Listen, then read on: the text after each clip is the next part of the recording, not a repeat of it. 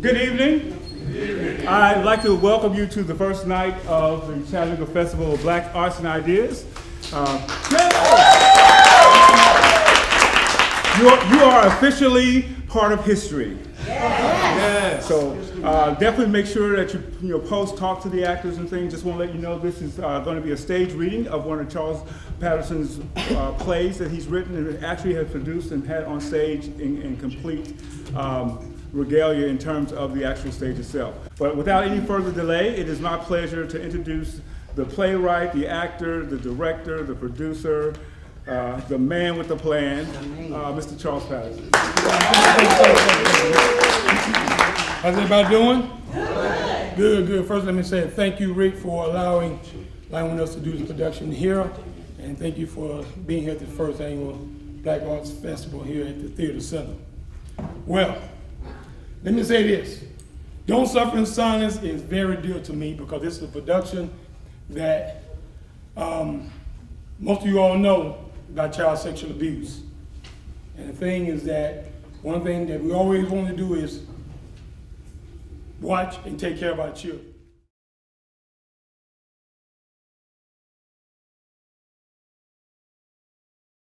What was that about? I don't know, baby.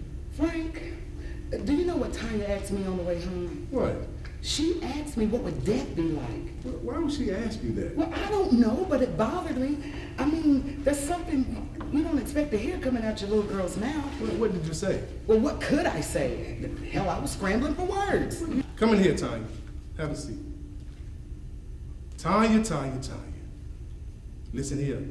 You know, you need to lighten up. The way you were carrying on earlier with Tommy was over here, it wasn't called for. And it was totally unacceptable. I'm sorry. Well, sorry ain't good enough, Tanya. I need you to act better than that. Now, I don't need Tommy or anybody else outside this family snooping around here and questioning me about what goes on in my house. It doesn't matter what anybody thinks. Girl, you can wear it and do whatever you want to do. Sounds like he's got his eyes on somebody else. Honey, I know men. I know you do. Yeah. I've been around men long enough to know when they start acting like that, their eyes are somewhere else. There she go. You need to learn how to uncover the hidden issues, because something just ain't right. I'm gonna let Frank tell you, Tommy. I don't understand. Tell him what. And what is this? Now, what does it look like?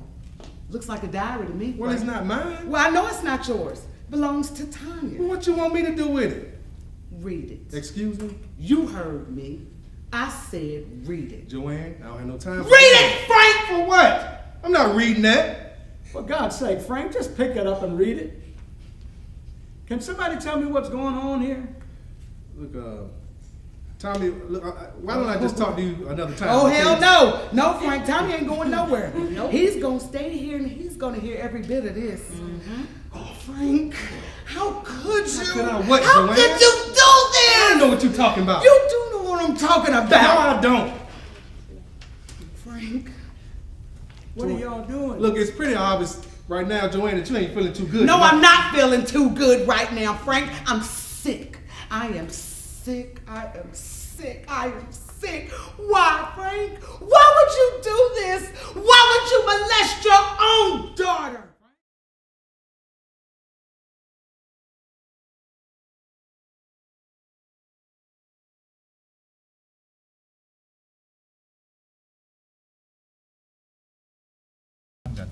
I can honestly say up until, I've been in filmmaking since probably 2009, and I guess up until about 2 years ago, I don't know if y'all know Charles Patterson. Is he back there? I didn't know you was here, Charles. How you doing? I started working with him. Actually, I met him through another guy, and I started working with him. And me and him we got along great. And it's like the guy down here on the end. I mean, I didn't see any color. It was just, you know, two guys. And as me and him got to know each other, you know, we became friends. And he's just another filmmaker to me. Right. You know, I don't see any color. I mean, and I've worked on big budget movies. I've worked on independent movies. And from my own personal experience, I I worked at Chattanooga State as their shop foreman and those kind of things. So I worked with a lot of the actors coming through the professional actor training program over there at Chattanooga State. And while I went through that program as well, one of the biggest things I learned from my professors over there was when you're coming through as an actor, like a lot of us, a lot of people come through, especially a lot of young kids, they see kids on YouTube and on TV, like, oh, now I want to be an actor, I want to be famous. I'm like, okay, that's great. But my professor said, the number one thing you can do is learn how to tech. Because the more hats you can wear, the more likely you are to get in with a smaller company. A young person, these young kids, they are so creative. We all have great stories. You want to be a filmmaker, go out and shoot it. Shoot it with your phone. Yeah. Shoot your story with your phone. Throw all the rules, I'm all one for throwing the rules out, because for me, I was getting good roles in Atlanta and New York and North Carolina. I got judges, lawyers, governors, teachers, social workers, mothers, grandmothers, but they were never lead roles. So you know me, okay, I kept, 4 or 5 years. So one day I said, you know what? I'm gonna write my own story. We're Bill and Ardina Hicks. This is Ardina. And we love the arts. We have a history from early on in our lives and being involved in theater, being involved in other forms of art, and we love the expression. It's been a real part of our family, and as African Americans, we really think it's very important that mode of expression be made available to really all kids. So we think this festival is an opportunity for everyone to get out, to learn what others are doing, to see some really quality work. Well, I had an amazing time here doing Don't Suffer in Silence for the first African American Black Arts Festival, hosted by Ricardo Morris. I want to thank Ricardo for allowing us, Crystal Entertainment, to bring my play Don't Suffer in Silence here. Amazing job, I love it. I'm looking for bigger things from Ricardo Morris in the next African American festival. Hi, I'm Linda Murray Bullard, so I'm here at the Black Arts and Ideas Festival.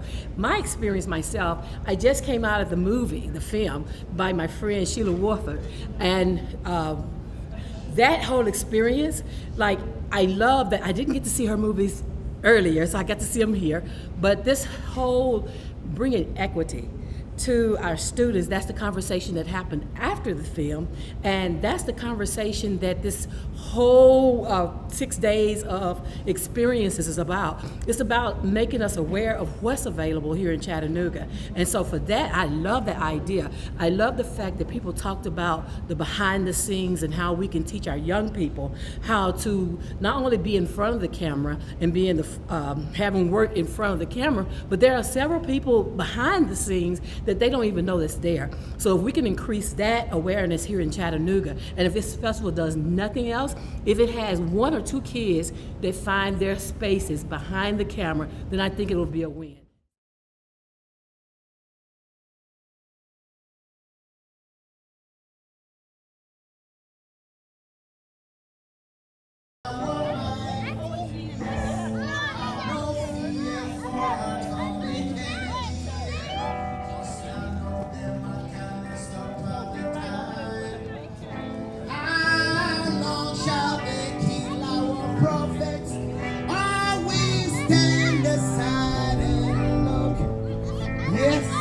Some say it's just a part of it.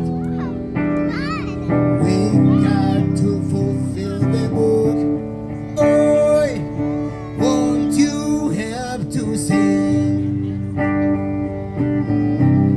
the songs of freedom? It's all I ever have. Redemption songs. Redemption songs, the songs of freedom. Oh. Hello, this is Rick Morris with the Chattanooga Festival of Black Arts and Ideas. This is an inaugural event, and we're so excited to be here at the Chattanooga Theater Center lawn, just behind, down by the Blue Rhino. This is an extraordinary event. We spent the last 2 days looking at film, looking at plays by local Black playwrights and filmmakers. And today is our celebration of Black Music Month with a full range of music from African drumming to classical to jazz, hip hop, blues, reggae, you name it. We're going to be doing it on this stage. Hi, my name is Monica Burke, and I'm here as a volunteer for the festival. We are so glad to be here to volunteer our time, and the festival has been great thus far. I think this is a very important festival for Chattanooga, this being our first festival.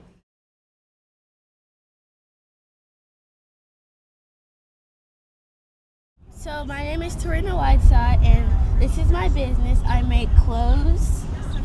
This is a paper dress I wore. I actually made this outfit I'm wearing.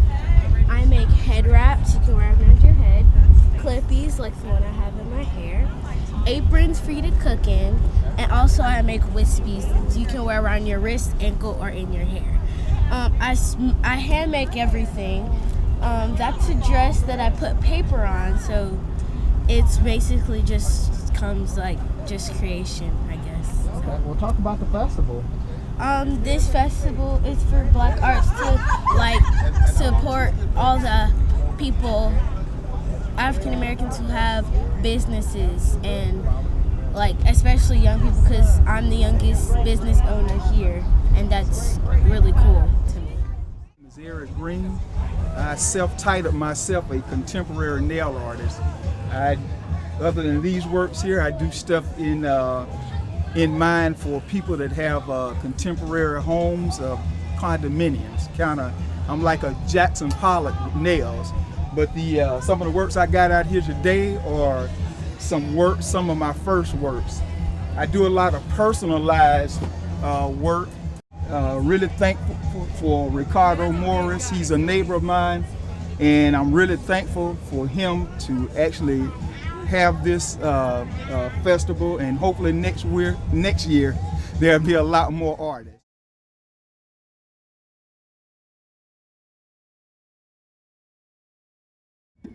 No tomb can contain the souls of fathers, sages baptized in the waters of hope, training sons to build homes and encouraging daughters to change the world. My people who fought for freedom in the Louisiana Delta even before that stolen land was bought for America. My people who built houses and made good work for Black people when white lines tried to separate them from opportunity. My people who wrapped the old gods of Africa in the robes of Catholic saints to subvert the systems of conquerors that tried to rob my people of their birthrights.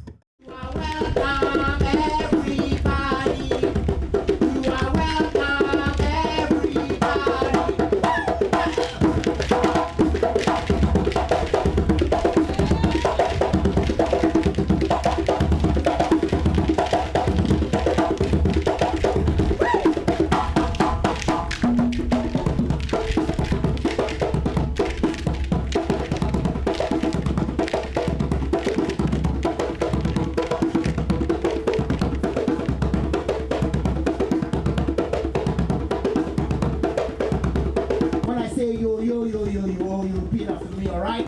Are you here with me? Come on, let me hear you. Are you here with me? Okay, how about the sister with the drum? Can you bring your drum here with you? Yes, ma'am.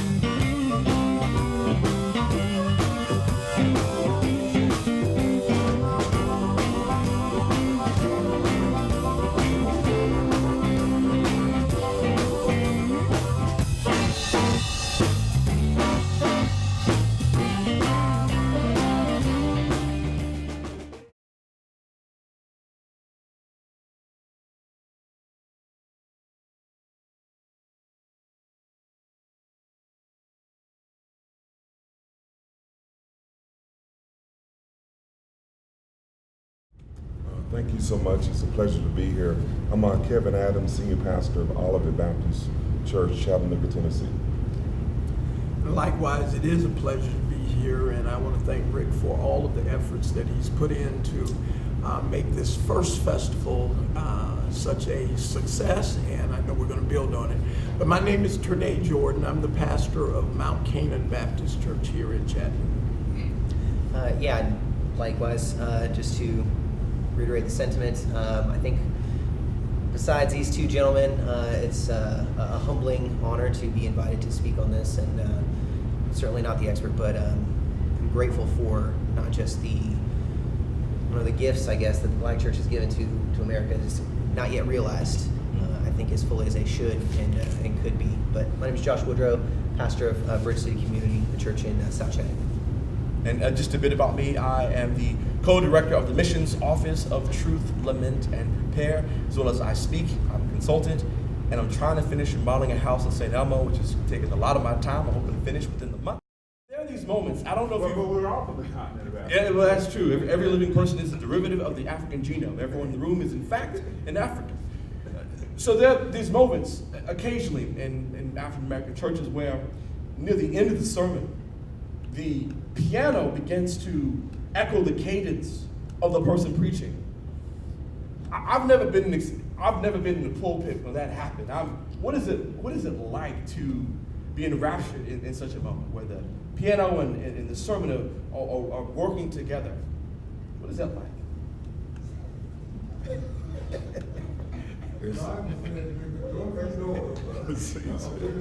Joyful noise.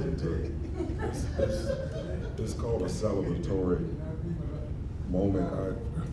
I remember Pastor Ron Phillips. Ron Phillips at Abba's house called me one time, and he said, "Be the most funny." It was so funny. He said, "I watch you preach." And he says, "I want to learn how to sing at the end of my message." And I said, "What do you mean?" He said, "That thing that happens at the end when the piano players start playing and you sing at the end of your message." And I know what he meant. And I said, "You come on over, and I'll hook you up with my piano player." And I said, "You get riled up at the end, and we'll bring you in." But it's just a part of the culture and part of the history, just the way some ministers say that after you have made the meat, it's the gravy that comes at the end that you pour on top. It's the celebration aspect of the sermon. This is what preachers call it. You just celebrate in that moment. Pastor Josh, have there been any commitments or statements from the Lutheran Church in America, your particular denomination or community, expressing that kind of acknowledgement for its role or potential role in American racism? Yeah, let me expose an embarrassing event that happened recently. Because, well, I would say. So, we have regional districts, and they meet in convention in order to try to pass nationwide resolutions. So someone up in Wisconsin recently, this was just 2 weeks ago, put forth a resolution that we as a church body take the stance that racism is a sin and our complicity in perpetuating it, okay? Wow. You would think there'd be 100% vote on just simply saying that. So it didn't say, here's some action steps. It didn't say anything else. It just simply said, we're going to acknowledge this. 41% voted against it. Wow. It barely passed. We can't even acknowledge it. Or be willing to say, I'll put my vote behind it, that this thing is real, and then it continues to oppress, and we continue to buy into it.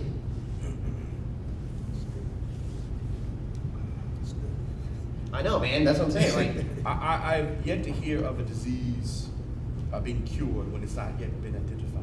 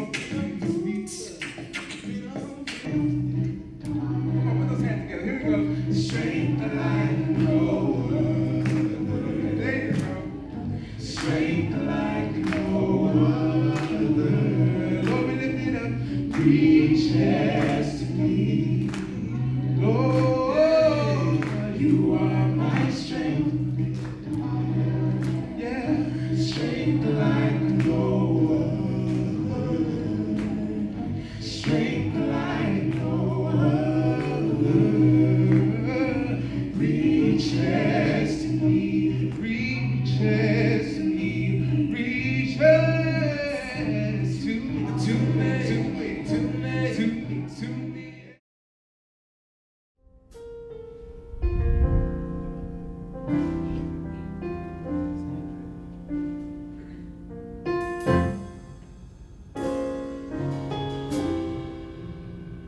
Because the Lord is my shepherd, I have everything I need. He lets me rest in the meadow's grass, and He leads me beside the quiet streams. He restores my failing hand. He lets me do what honors Him most. That's why I'm saved. That's why I'm saved. That's why I'm saved.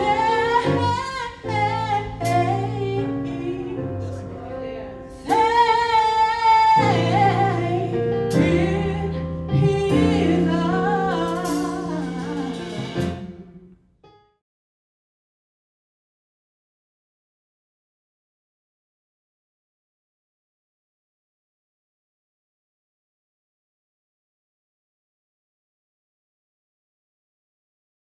So just a little bit of an explanation of how we kind of came up with the idea and why it will last well for centuries to come, hopefully, is that when we started with the black face, with the black head, not male, not female, but this is what the public sees.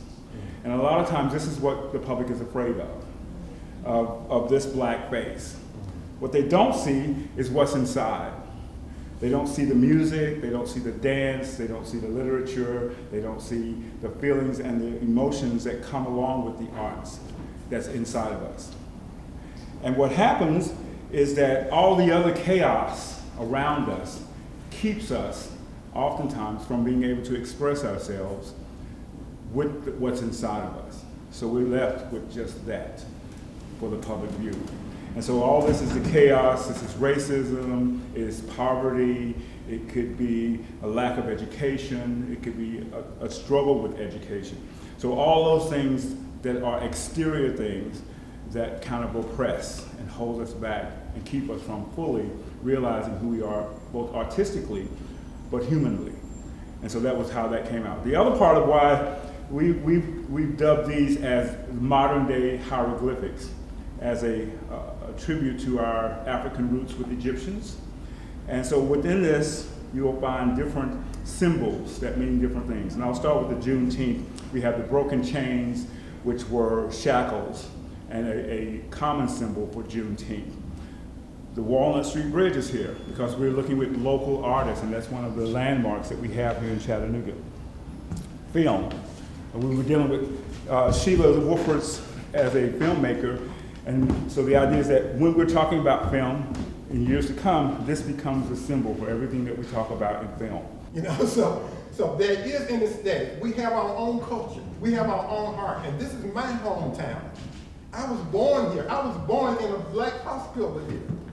My mother, my father, my brother are buried here, and I will be buried here. You know, I have investment in here. I've done 15 years of prison ministry here.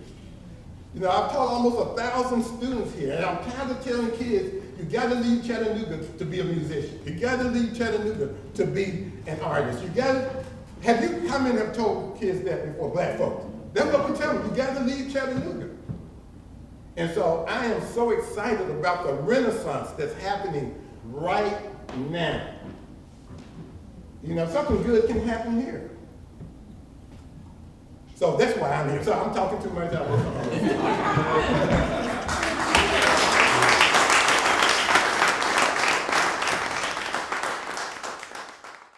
Similar experience.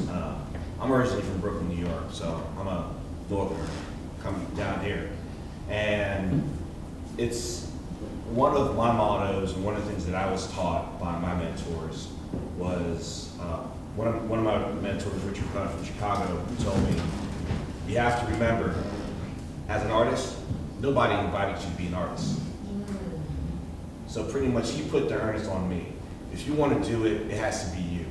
You can't rely on anybody else. So I've always, since that encounter with him, have always lived my life in that way. You have to self-invest, right? Nobody's going to back you up if you don't show that you yourself can do it and passionate enough and believe in what you're doing. You know, you have to go ahead and do it first. Our society is changing, and old white folks like me are becoming a minority. And we are becoming a minority-majority country. I think there are 8 states already where there is no majority race. It's all minorities, including whites. And so what's in it for somebody like me is to understand and appreciate and get to know you. And Charlie talked about art being on the vanguard. That's exactly what art does. Art communicates, it pulls you together, it makes you feel, it makes you think, and it draws people together. And we are in such a fractious time in our society where we've got people building divisions and separating folks economically, socially, culturally. There is a huge, I think, a huge body of people in this country that want people to come together. And so when you talk about public art, bringing people together, getting people to understand and appreciate others, I mean, I think that's the power and the value of art.